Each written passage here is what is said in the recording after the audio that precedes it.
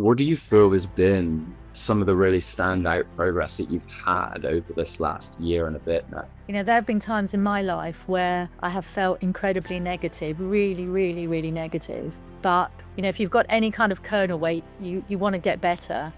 Luke, the reason I started working with you, I was just incredibly impressed by the amount of work you do to be good at what you're doing. I was like, it's off the scale. So I think if people want to improve their lives, you don't have to be running a business. I mean, as I say, a big thing of this has been improving my health, improving my relationships. I'm really in touch on that. I have really, really good relationships with everyone that I'm in a relationship with because I'm in a better place. So if you want to improve your health, your relationships, your work life, work with Luke because he's got the resources. And if you're open to it, he will give you the choice. And, I'm incredibly grateful. Honestly, I can't give you more than 5. I'd give you 10 stars.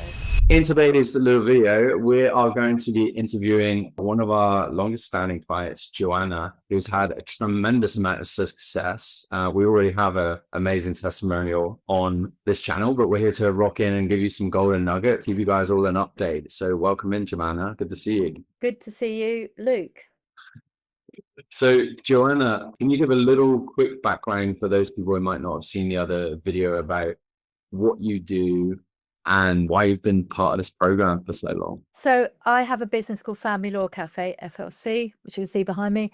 And so we take people's family law cases, get them all they need and get them their assistance online. So it's a complete service and get them also other things that they may need. So it's going really well. And we did our previous call when I had just started with you. So I specifically said it would be really good to update it because I feel I've made a lot of progress. Absolutely. And what do you feel has been some of the really standout progress that you've had over this last year and a bit now? So I think that I've moved from being a sole operator. I've had some good, good work ethic, quite a good stage as an individual and what I could do. I'm a barrister. Well, what I've moved to is being more of a leader of other people and learned a lot of not doing so much myself, making sure other people do things. And also, if things go wrong, I will hold myself accountable for it. But I think it's easy to bury yourself in doing a lot of work that you don't necessarily have to do. You can find other people to do it. Right, absolutely. And what are some of the specific changes that you maybe had to navigate to go through into that from sole operator to now having a lot of your team do things for you? Yeah, you're really stepping up to a different level. And so I suppose it's like throwing a stone in a pond. What you're putting out there's going to make a lot more ripples. You have more impact. And so, we get secure in doing things in our own way. But when you're leading other people and doing projects and establishing a business, then you've got to do a lot more work to it. You've got to do a lot more training of people and putting systems in place. So things I didn't know how to do. So I feel I'm stronger and more resilient than I was a year ago. Yeah. Where do you feel you were a year ago compared to now, both how you were personally, but also how you operated in the business? Well, there's quite a few things that I don't really have, I just kind of have a very light touch, or I didn't even really do anything with them, the marketing aspects, and a lot of the day-to-day with what people are doing in my business. Whereas before I was always having to check and rescue people. I don't do that. It's just a question of having much more of an overview of everything. And so I think that's a big change. And also that I think I'm just more equable. You've got to be really, you've got to, if there are problems, don't really take it personally. It's just a problem, just do it, get on with the next thing. And don't let things go on for too long. Just deal with it really quickly. If something bad happens, just deal with it. Don't make it any bigger than it needs to be. Yeah, because before I remember that there would be these like times, and not also periods of weeks, but just I think your time between when something triggers you, it doesn't stay there. No, it's like you process it, you move through it, and then you're back into your best version of yourself pretty quickly. Yeah, nothing much upsets me. It's just work, just to have to detach yourself a little bit. Not that things are going badly, they're not, but I think people can obsess over negatives, or they can be too perfectionist, and things aren't going to be perfect. You just learn from them. Yeah.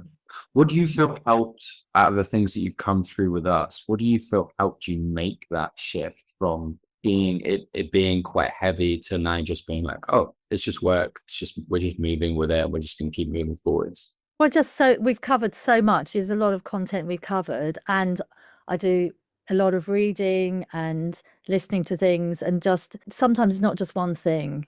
You Mm. know, it is a massive, eventually to keep doing those things, keep living, a healthy lifestyle. I think also I focused on my health, and so I'm healthier. Whereas before I was like, just sometimes you can achieve things by really pushing yourself really hard. And sometimes you can do that for a short period, but it's not healthy to do that over a long period. It's not sustainable. So working on my health, my nutrition, my daily habits, just to have really good habits now. So those things are just automated in me. They're not something I think about. I don't throw loads of sugar down my neck. I don't drink loads of caffeine. I don't drink alcohol barely at all. And just have a better quality of life before that. It's not even an issue. So those things are just part of my lifestyle, affirmations, different things that I picked up. Some things work for you, some things don't. There's things I've explored, done it for a while and thought, actually, that's not for me. Mm. Right. Just find, a set of habits that are working and are automatic. And then that strengthens you in everything else you do. Yeah. And I think that's a big part of like what we're doing as we're growing, as people sort of watching this, is like we're working out what is going to work for you and testing and tweaking and iterating. The same as within business, like within the business you're building, like what's going to work well for you. And so what do you feel has been some of the lessons you've learned this year that would have surprised your old version of yourself? I think the biggest one is that I'm absolutely more resilient. I've been challenged. We had a retreat. I stood up and said, yeah, I'm going to do this. And then people kind of ripped me apart. Really good. And it just made me more like, okay, more clear-headed. I can take criticism. I can take challenges. Absolutely. I want that. And so I think that I'm just more rounded. I'm, the fact we've done group work, we've done one-to-one. And so getting involved and understanding what other people are doing kind of makes you realize that the things that you might be worried about yourself, other people, they're just as worried about. You can help other people, they can help you. And so I think that, I've just learned to take challenges really well, and just thrive on that.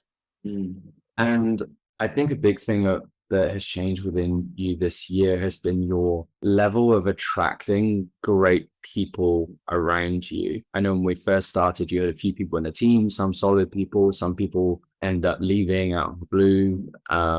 But then I think you've really done a good job about cultivating good people around you. What internal shifts needed to happen for you to get those sort of A players on your team, would you say? I think this is really interesting because it is a really big shift. You've got to be really confident and satisfied in yourself. And confidence can be misunderstood. I mean, genuine, like, yeah, really calm. Yeah, I'm doing this. Because otherwise, if you're not, you're tending to think, that person can solve all my problems. Okay, they can do that. Or you're going to get people who, aren't very good and okay, well, that's all I deserve. So I do think it comes from your own self-belief. And if you change your own self-beliefs, you tend to then find people who are at the right level for what you want. You're not getting people who you just, it's like a relationship, you can project all, oh, this is going to be the man of my dreams or whatever, or the woman of my dreams. They're going to be all these things. You can just project that. Oh, I want someone to come and work in my business. They're going to be so good at this or that. And, you need to just be much more realistic and just say, what are the skills that person has? And sometimes people I've been concerned about, and then I've trained them more, and then they've come out really well. So I think it's just being more clear-headed, more patient, and more confident, to have genuine confidence in your own decisions. Right. Yeah, and it's interesting you mentioned that, Liz, like as you elevated your internal self-belief, that's allowed you to like get people that are meeting you at your level. I think quite a lot of people here would be like, oh, it's the internal thing. What's the internal thing that you change, like the tactical stuff? Obviously, we're in an interview, so we can only give away like 5%. It's not the whole thing. But what do you feel has been the things for you that helped you have that internal self-belief shift? Well, I think it's going back to what I said before, because there's so many different approaches, because you work so hard at introducing different things. It can be, a hypnosis, or it can be a tapping session, or it can be affirmations, or it can be, I have a routine in the morning, open the windows and get up, don't lie in bed, there's simple things. So you're going to try lots of different things. You find a little package that really works for you, so that, we're all going to have things that hit us and, oh, it's all gone wrong. And then just get back into the routine, hop back on it.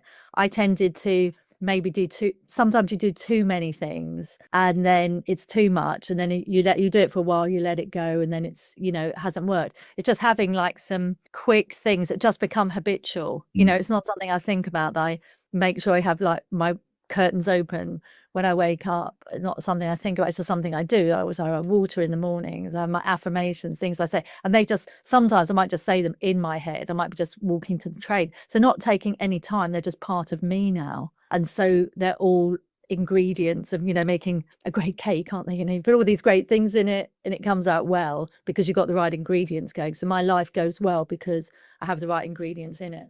Yeah, absolutely, absolutely agree. What have been some of the more tangible changes in your business, would you say? Yeah, what would be some of the more tangible changes that you've experienced within the business over the Well, last? we've grown, we have monthly management reports, and we'll have a lot more turnover. We're more people in the business. We're doing more things. We're making more impact. So it's just a business now, with employees doing their stuff, knowing what they're doing, being confident, people coming to us, wanting to be in partnerships with us. So we're, it's a proper business, not just my idea in my head. Now I've got so much more I want to put into it, but now I'm growing it in a stable way. We're not going to have to worry about things. It's growing. People get it. It's a different idea. Yeah. You don't really have direct competitors because people didn't think to do things this way. But I'm showing it works, and we have, our just trying to think how much it's come on, but our turnovers just doubled or tripled, so it's a bigger company. Wow. Yeah, incredible. It's really inspiring as well, because I know when we started working together, you were working a lot in the business as well, like picking up calls, doing the marketing, doing the court cases as well. But now you have people in those places. And even like a few weeks back, you were like, okay, I'm going to do a quick week of like taking a few calls here and there. But then you're like, no, I need to build a system so that we can get this out to more people. That can be quite a challenging shift for somebody to make, to start trusting other people to do things. What do you feel is some advice that you would give to somebody in that moment to be able to make that transition? Well, you've got to decide to do it, haven't you? Because it's much easier to just do it yourself. Things that you know how to do. Oh yeah, I'll just do it myself. But you can't become a business by doing it all yourself. That's impossible. So you've got to make that conscious decision. And then you've got to give people the training. You've got to give the people the systems, and you just got to approach it. You've got to inspire them. You've got to keep an eye on everything. And I still think it's a good idea to know how to do everything. But that doesn't mean to say that you should do it. So sometimes I will pay more attention to the marketing side, or the sales side, or the operations side, or the finances, because that's me. I've kind of accepted I want to be that kind of leader. I want to know how everything runs, and I think it's a good idea to read, like it's good to read about different leaders, and they have different styles. So I think you just have to accept it's not like one mode of leadership. You can be a different kind of leader. I was reading, a book about Elon Musk, and how the comparison with, I think he had a meeting, can't remember which one it was with, I don't know if it was Jeff Bezos or one of them, but one of them, I'll get my people to set up this meeting. I mean, Elon Musk's like, I do my own meetings, I set them up. And, he was told not to do that, but he likes to be in control of his diary. And so I completely get that. I was like, okay, that's fine then. He's doing it. I'm just going to be still, I'll still use AI to schedule things and stuff, but I still like to know what I'm doing day by day. I don't want to give that to someone else. But the received wisdom is you've got to have someone that does your diary. You've got to have, an executive assistant. And I just don't want that. So, some things you're going to do the way you want to do it. But there's some things you're going to hang on to, but I think that overall, I can just now, not touch it and it's still running. And that's a lovely feeling. Mm. That's what you want to be able to achieve, isn't it? What is that feeling that you get if you were going to talk a little bit more about that, that you get to have now that you do have that hand off there? Well, I mean, just on, because it's in my mind now. It's nice. I've just planned, I'm going away next Wednesday for about 10 days. And, I won't be letting customers know I'm away or anything, but I just maybe check in. I might do, every couple of days, might have a couple of hours where I'm available, but I know it'll all run really well. And also, what you find is, we just had someone on leave for 3 weeks, and the other two people who work with her, they've just really lifted up because they've had to. Uh, and, they've had to put more energy into it. So I think that it gives me the ability to just have the freedom to go and do different things and not feel totally tied to it. And then you just love it more because you don't want to be feeling that you're doing something that's just so exhausting that you begin to hate it. You want to love doing it. Absolutely. That's tremendous. What do you feel the top three mistakes you were making before you made this transition? That would be one. Well, it's definitely doing it myself. I was just doing too much, wearing myself out. I was literally burning myself into the ground. So that has to be my biggest mistake. It's never going to work like that. I think number two was going back again. Don't just think someone's savior is going to come into your business and say, oh yeah, you can just do all of that. I tend to this person's great. Let him do all the finances and then just turn your back and leave them. You need to get in and get an understanding of exactly how that person's going to work. It's not as easy as, oh yeah. And I think those two things are connected. You've got yourself so exhausted by doing, and then someone comes, yes, great, you take it all. So that's a mistake number two, just thinking other people are just going to come in and, not be trained in your business, not know how you work and think that's all going to work. Of course, it's not going to work. And number three, I think, is just not make it too much of a roller coaster, to try and keep it a little bit even. Like you're so down. Oh my God, everything's wrong. This is so terrible. And then the next day, I love it. I love it. I mean, I think I've learned to become just a little bit more like, these highs and lows. It's just like, that's just something that happened. Don't get too worried about it. So I think for me, getting more even tempered about everything.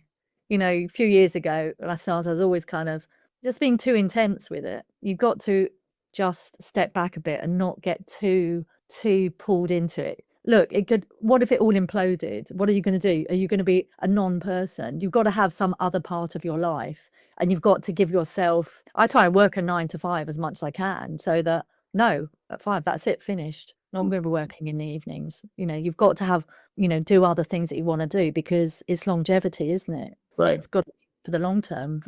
And so that's, I think, number three, not getting too intense.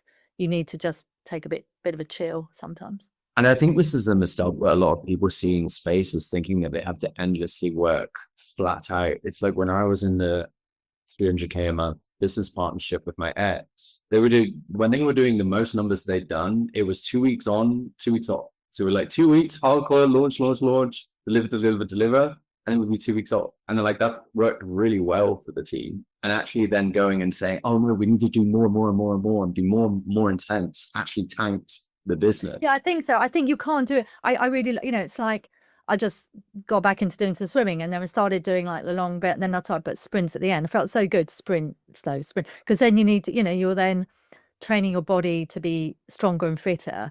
So to improve, it's like doing weights or whatever, isn't it? You need to put that stress on, go up, but you need to have that recovery time. So you cannot always be in push. You've got to have recovery. Recovery is what makes you great, doesn't it? It's the recovery that counts. Yeah, absolutely agree. What do you feel helped you say yes to recovery? Because it can be challenging as a high performer who's go to say, oh, you know what, like I'm going to take some space for myself, or you know what, I am going to finish at this time that I say that I'm going to finish.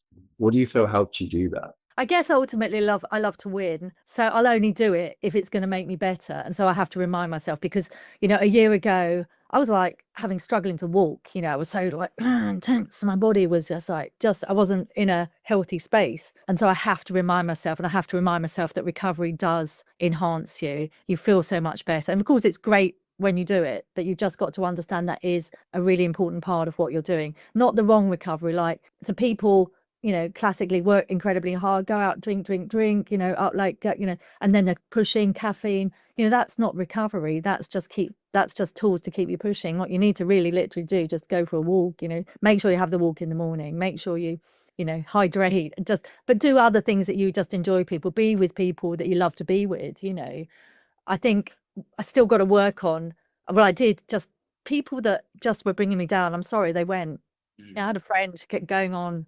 Hope she's not watching. Love you, but that guy you keep talking about. It's been going on for many years now, and I literally said, if it's about X, love to see you, but I'm not talking about him anymore. And I'm not going to be. I don't have time for it. Yeah. So cutting out the people that are going to drain you. That's a good idea. Cutting out the energy drains on your life goes a tremendous way, that's for sure. I don't have anyone in my life that is a drain. I really don't. I'm just not. It's not. They're not there now. Sorry. Listen to this. I got it on my gym playlist. It's like motivational track, bodybuilding track. And one of the lines, one of the top bodybuilders says he was a multiple world champion. And he said, people used to call me with their problems and I just hang up. Was that, I don't need your problems. I'm just going to do my thing. Yeah. Yeah. I mean, I just need to correct if there's it's someone that there isn't anyone, I will do it, but I will limit it. If it's a family or something and you really have to, and it's the right thing, I will do the right thing. But yeah, I'm afraid, no. Yeah. They compete with each other, moaning. Yeah, I think it's important to remember for a lot of high performers as well, as like you're so used to being there for other people and for deeply caring, but when you deeply care about yourself and your mission, like you bring so much more. Like you've brought in so many clients, you're helping so many people now in your business elevate themselves and their future life and the people around them. And if you just hold it to yourself and think, oh, but I do need to be there for that person that actually is a massive energy drain, it's such a waste of time. And to be honest, one of the reasons I like getting up every day is I'm doing a business. I don't have to work with everyone. We just only select people that we think are going to be positive. Yeah. We don't have to, you don't have to work with us. We don't have to work with you, only if it's a fit. And it's not going to be a fit if you're just going to be negative and you're just, I'm working in, the area of divorce and child arrangements and, separations. So people are in a bad place mentally, but if they're just going to be there to try and, knock down the other party and, not try and be constructive about resolving their problems, we're not the right resource. You can go somewhere else and spend a lot of money doing that. We're a resource where we want people that are willing, to understand their situation and get to a better place with a minimum spend. And so I'm just doing something I enjoy doing, but I'm not going to have people that I work for that don't have some kind of kernel where they want to self-improve, because, I can't help those people who would just want to knock the other party. But to be fair, most people do want to make their situation better. So, it's a real joy to do that and use the knowledge that I have in a way that, changes their lives for the better. So we're all winning. Absolutely. As we close this out, what's one real message that you want to give to the audience, either about what it's taken to get to where you are now, or maybe a message about what they might experience coming through this transition with us? Be serious about yourself. There have been times in my life where I have felt incredibly negative, really, really, really negative. But if you've got any kind of kernel weight, you want to get better. Luke, the reason I started working with you, I was just incredibly impressed by the amount of work you do to be good at what you're doing. I was like, it's off the scale. As I've said, there's so many things that you've introduced. And there's probably a whole load of things I haven't even had time to get into, because, you take yourself very seriously, you take what you're doing very seriously. So I think if people want to improve their lives, you don't have to be running a business. I mean, as I say, a big thing of this has been improving my health, improving my relationships. I haven't even touched on that. I have really, really good relationships with everyone that I'm in a relationship with, because I'm in a better place. So if you want to improve your health, your relationships, your work life, work with Luke, because he's got the resources. And if you're open to it, he will give you the choice. And you're incredibly dedicated. You're more dedicated to other people's lives than anything. I mean, it's just crazy. So it really has made a big difference. And, I'm incredibly grateful. Honestly, I can't give you more than 5. I'll give you 10 stars. 10 stars. I'll be the first 10-star person on Trustpilot. double 5. Yeah. Yeah. Honestly, I'm really happy with my life. It's you know, it's a great life. It's sad when you see people, and some people have got to, you know, someone sitting on my doorstep as I came home yesterday, my flat in London, and she was sitting there, and she just didn't look in a good place. And I was like, oh, can you just let me in, because I just got to get in. And it's like, you know, everyone needs a little step up. There's no one in this world that can't improve. And we're all at different stages, but we're kind of comrades in the same thing. And, you know, I just want to do work, you know, using my skills and knowledge to help other people, enjoy myself, have a great life. And, you know, anyone that's got any second thoughts working, just try it out. Try it out. You know, you are extremely honest, you're extremely dedicated, and you're not doing it, you're not in it just, you know, you're not in it for the money, you're doing it on a mission basis, and that's a great thing. Absolutely. Yeah, we'd be excited if you're tuning into this and you feel inspired to come and connect with us. Just click the link below. I'll tell you, I'm the same as Joanna. Like, if I don't think that I can help you, or I think somebody's going to be a better fit, I will send you. If you come on the call and you're like, I'm having a lot of issues in my marriage, or I'm going through a divorce, I'm going to send you to Joanna. So with that said, thank you so much, Joanna, for hopping on into this interview. It's been so special seeing you grow so much over this last year, and excited to catch up at the next retreat or in London when I'm next there as well. That's for sure. Yeah, no, absolute pleasure. This man will change your life, people. What have you got to lose? You've only got your own negative self-image and stuff to lose. You know, I am, yeah, in a great place, and thank you so much. So welcome. Namaste.